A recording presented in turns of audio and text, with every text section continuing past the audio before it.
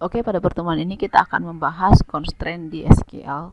Ada beberapa jenis constraint seperti yang sudah kalian baca tadi di dalam kelas materi. Itu beberapa jenis ini kita akan mencoba untuk menerjemahkan ini ke dalam SQL servernya. Kita akan ambil satu contoh untuk table product. Nah, kita sekarang memiliki dua table di sini. Kita memiliki dua table. Kita sebutlah ini namanya table product. Oke. Oke, ini tabel produk saya perbesar ya. Oke, tabel produk dan ini adalah tabel penjualan. Nah, penjualan ini kan yang bisa dijual hanya adalah produk yang ada di tabel produk. Jadi kita tidak bisa menjual sesuatu yang tidak terdaftar di tabel produk ini. Nah, tabel produk ini kita akan menggunakan di sini akan ada beberapa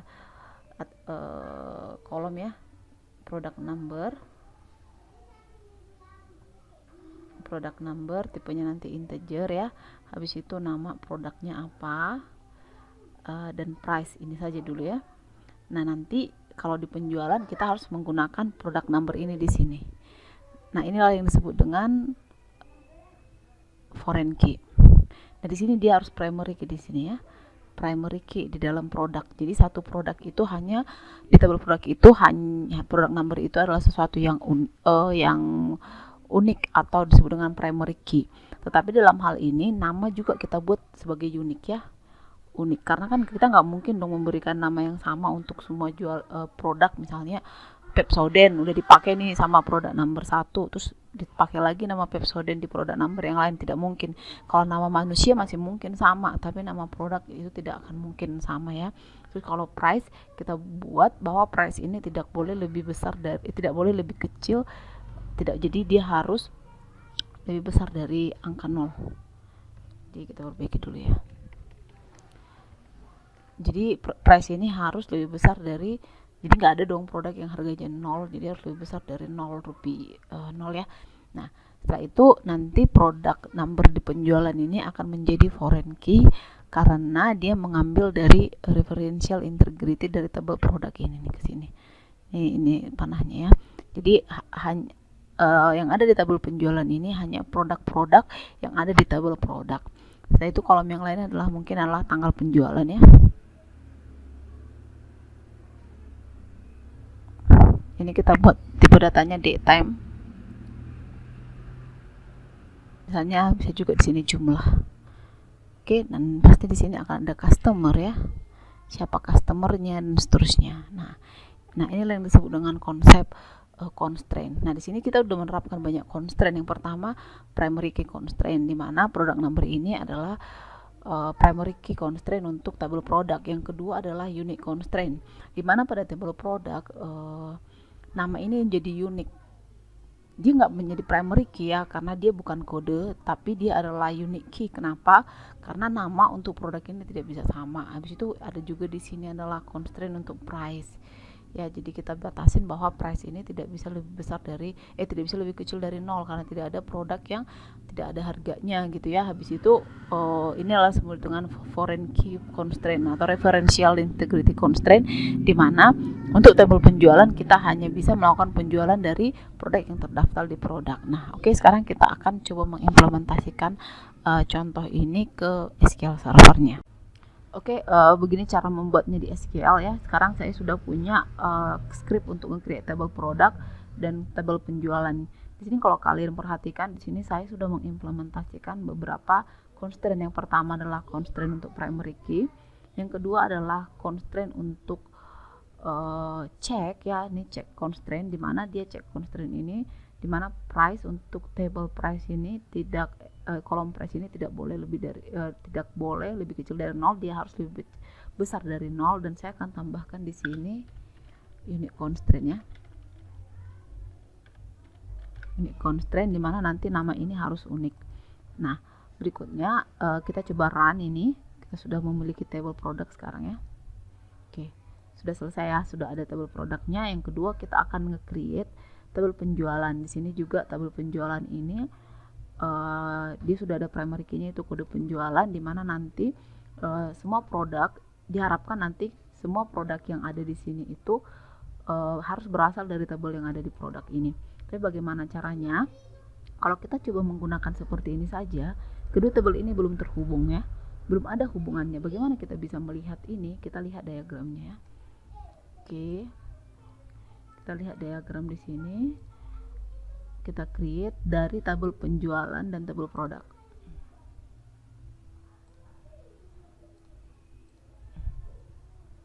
Nah, kalau kalian perhatikan ini belum ada hubungan antara tabel produk dan penjualan. Padahal tadi ekspektasinya kan product number ini harus ada hubungannya dengan product number yang ada di penjualan. Bagaimana cara kita meng-create-nya? Kita akan meng-create foreign key. Nah, di sini tadi sudah dijelaskan bagaimana cara kita membuat foreign key. Nah, kalian lihat di sini. Nah, di sini dia foreign key. Nah, ini kan Bu foreign key-nya pas nge-create tabelnya. Iya, kalau kita pas nge-create tabelnya kita langsung bikin seperti ini. Tapi kalau tabelnya sudah ter-create, kita bisa melakukan proses alteration, yaitu mengubah. Di sini ada nggak ya? Kita lihat ya.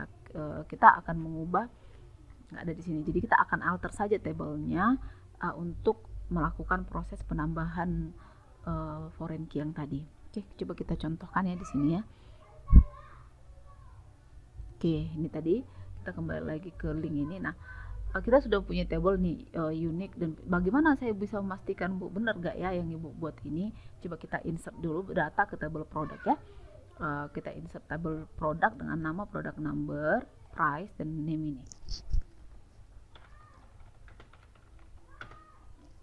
Insert into product. Jadi jangan lupa untuk menuliskan nama ininya ya.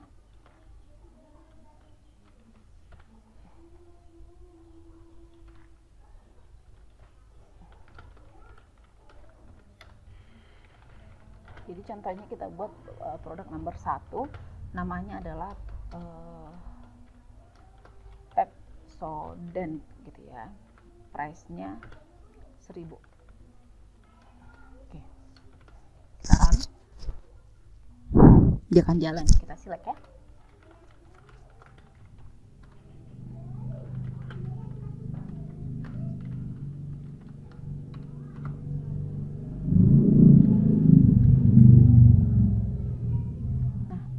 Datanya kalau kita perhatikan dia akan masuk. Nah, ini karena kenapa dia bisa masuk? Karena dalam hal ini tidak ada constraint yang kita langgar ya. Pepsodent belum ada yang masuk Pepsodent ya, 1000 ya, lebih besar dari 0 ya. Oke, sekarang kita lanjut ke masukin data yang kedua ya.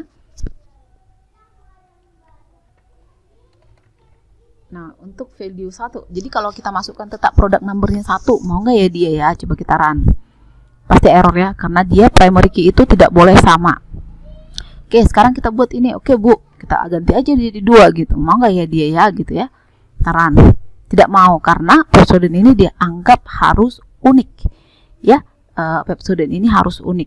Jadi kita harus buat misalnya ganti namanya menjadi snack gitu. Oke, snack. Tapi dalam hal ini kita coba buat value-nya 0 gitu ya, nggak ada harganya. Mau nggak ya dia ya gitu ya? Nah, dia nggak mau ya, karena di sini katanya product price tidak boleh. Jadi tadi kita melanggar constraint untuk cek tadi. Oke, jadi sekarang kita buat aja snack ini harganya 100. Kita masukkan ya. Dia pasti akan jalan. Oke, jalan ya. Jadi kita select lagi datanya. Dia sudah ada 2 data. Oke, begini ya. Jadi begini cara kita untuk mengecek apakah constraint kita sudah jalan atau tidak. Oke, sekarang kita akan melanjutkan untuk mengecek namanya foreign key. Nah, di sini tadi kita ekspektasinya kan ini akan berhubungan dengan ini ya, tapi saat ini dia tidak berhubungan. Jadi kalau coba kita masukkan data dulu ke tabel penjualan.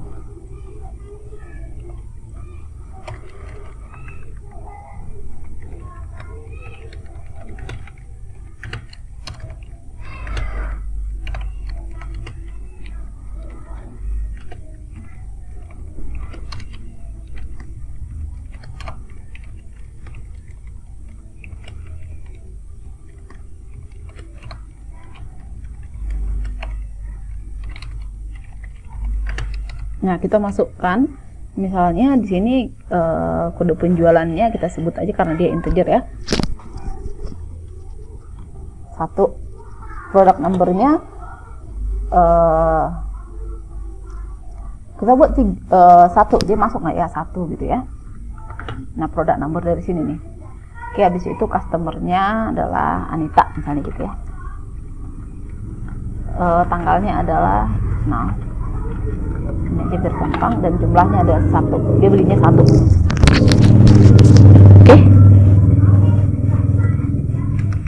Oke, kita jalankan coba ya. Nggak bisa dia. Oke, nggak bisa ya. Kita buat aja langsung edit ya.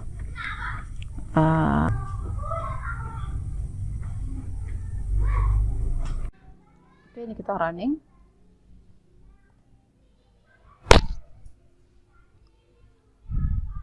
Ini nggak mau karena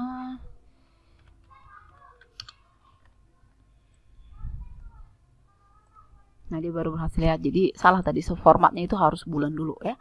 Nah ini dia masuk ya. Tapi gimana kalau kita buat untuk produk numbernya itu yang nggak ada di table produk, masuk nggak ya gitu. Misalnya kita buatlah dia untuk produk number 10 ya. Nggak ada ya produk nomor 10 ya. Namanya kita bikin Anton gitu. Oke, kita coba running lagi. Ya. Oke, karena nah nggak bisa ya, karena kode penjualan ini adalah primary key. Kita buatlah dia menjadi nomor 2. Oke, kita running lagi. Oke, dia akan masuk ya. Coba kita select dulu tabel penjualan ini.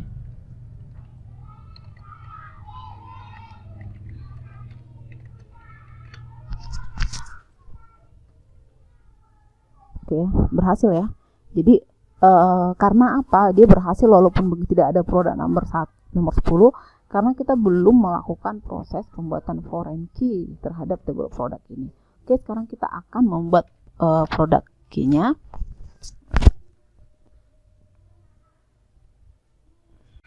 Oke, sekarang kita sudah ready untuk melakukan proses alteration, yaitu menambahkan constraint yang bernama bertipe foreign key ke table penjualan.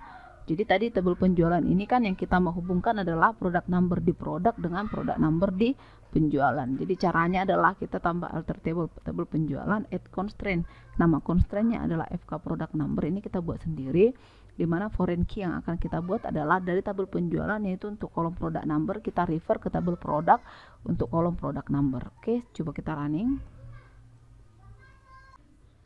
Dan hasilnya akan error. Kenapa? Karena ada nggak yang tahu errornya kenapa? Jadi nanti kalau kalian menemukan error, silakan dibaca di bawah sini ya.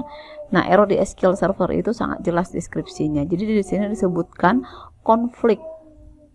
Karena apa? Jadi kalau kita perhatikan tadi di tabel penjualan ini kan sudah ada data yang salah, yaitu data nomor 10. Jadi kita harus menghapus dulu data nomor 10 ini karena dia tidak sesuai dengan aturannya. Jadi kita coba delete dulu nih.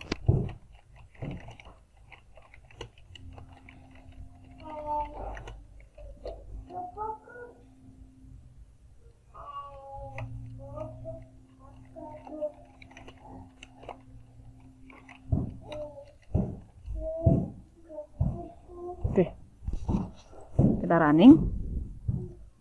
Oke ya, sekarang kita cuma punya data tinggal 1 nih, dan datanya memenuhi ya karena kita memiliki produk dengan kode 1. Oke, sekarang kita alter nih table. Oke, dan hasilnya sudah berhasil. Nah, oke, dan sekarang kita cek apakah constraint kita ini sudah jalan nggak ya gitu ya. Jadi coba kita masukkan lagi data yang tadi ya dengan kode produk nomor 10, apakah dia akan masuk. Nah, tentu dia tidak bisa masuk lagi karena dia meminta agar kita hanya memasukkan produk number yang sesuai dengan yang ada di tabel produk. Jadi kalau ini kita buat menjadi 2, dia pasti akan bisa jalan.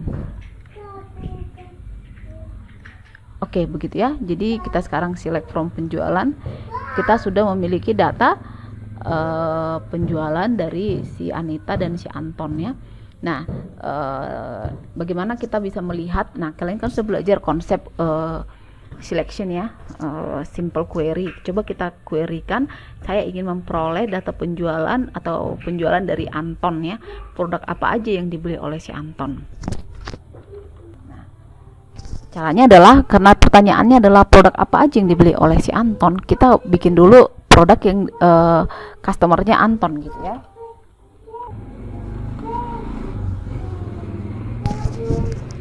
Oke, kita running ini. munculkah penjualan. Nah udah, kita hanya muncul nih si Anton aja udah nih dapet ya, si Anton ngebeli produk nomor 2, tapi saya taunya maunya ini apa nama produknya, jadi kita akan menggunakan join ya. Kita juga menggunakan, ada banyak jalan ke Roma, bisa menggunakan cara seperti ini. Oke, kita running, dia udah muncul ya. Tapi karena saya pengen mintanya nama produknya saja, ya kita selectionnya di sini aja lah dia ya. Nah, begini caranya. Berarti produk yang dibeli oleh Anton adalah snack.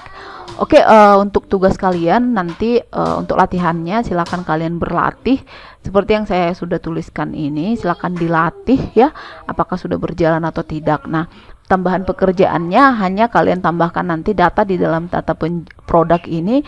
Kalian buat produknya ada 10 ya, dan penjualannya ada juga 10, di mana ada nama kalian di sana. Terus kalian tampilkan datanya. Jadi kita berikan waktu nanti untuk latihan ini kira-kira 30 menit ya. Oke, silahkan dipelajarin dan selamat bekerja semuanya, dan sampai ketemu lagi di topik berikutnya ya.